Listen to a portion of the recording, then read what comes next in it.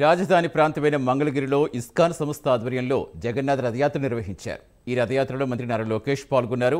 సమాజంలో మంచి జరగాలంటే భగవంతుని ఆశీస్సులు తప్పకుండా కావాలన్నారు. రాష్ట్రం అభివృద్ధి చెందాలంటే ప్రజా ఆశీస్సులతో పాటు దేవుడి దయ కూడా కావాలన్నారు. అన్ని రంగాల్లో మంగళగిరి నియోజకవర్గం అభివృద్ధి చేసేందుకు కృషి చేస్తారని మంత్రి లోకేష్ తెలిపారు.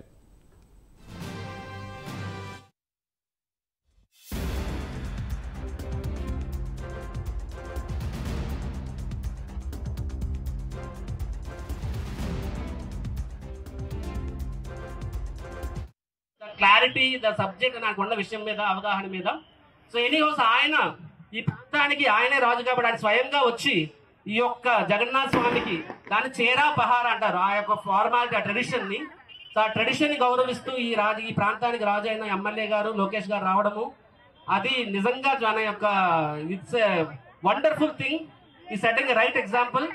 కాబట్టి ఆయన ఇప్పుడే యాక్చువల్ గా తన అఫ్ కోర్స్ ఆల్రెడీ లాస్ట్ జర్నీలో కూడా చేశారు, బట్ ఆయన ఇప్పుడు మళ్ళీ మంత్రిగా ప్రమాణ స్వీకారం చేశారు. కాబట్టి జగన్నాథ స్వామి వారికి ఆశీస్సులు సంపూర్ణంగా ఆయన మీద ఉండాలని, ఆయన రాష్ట్రానికి ఏదైతే చేయాలనుకుంటున్నారో ఆ మంచిని సంపూర్ణంగా అన్ని విఘ్నాలు తొలగించి, అఫ్ కోర్స్ నరసింహస్వామి విఘ్న వినాశకుడు.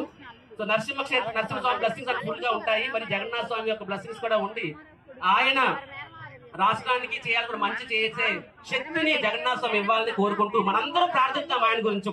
మా తాతగారి దగ్గర నుంచి తండ్రి గారి వరకు, అమ్మగారి వరకు నాకు నేర్పించారు. ఒక పవిత్రమైన ఆలోచనతో మంగళగిరి నియోజకవర్గానికి వస్తాం జరిగింది. ప్రజలకి సేవ చేసడానికి వస్తాం జరిగింది. ఈ సేవ చేసే కార్యక్రమంలో దేవుడి ఆశీస్సులు కూడా మనకు ఉండాలి. దేవుడి బలం మనకు చాలా చాలా అవసరం. ఒక పక్కన ప్రజల ప్రోత్సాహం, దేవుడి ఆశీస్సులు ఉంటేనే మనం అనుకున్న పనులు మనం చేయగలుగుతాం. సో నాడు నేడు ఎప్పుడు దేవుడి సేవలో నేను ఉంటాను. దాంట్లో మీకు ఎలాంటి సందేహం అవసరం లేదు. చంద్రబాబు నాయుడు గారు కూడా ఎప్పుడు అంటారు, దేవుడి ఆశీస్సులు ప్రజలకు ఉండాలి, పాలకులకి కూడా ఉండాలి. ప్రజలందరూ మమ్మల్ని గెలిపించింది వాళ్ళకి మెరుగైన సేవ చేసేదానికి. ప్రత్యేకంగా ఈరోజు భారతదేశం మొత్తం మంగళగిరి వైపు చూస్తుంది. ఆశ్చర్యపోయారు ప్రజలు. నాకు ఇచ్చిన బాధ్యత నా పైన పెరిగింది. సో దేవుడు ఆశీస్సులు నాకు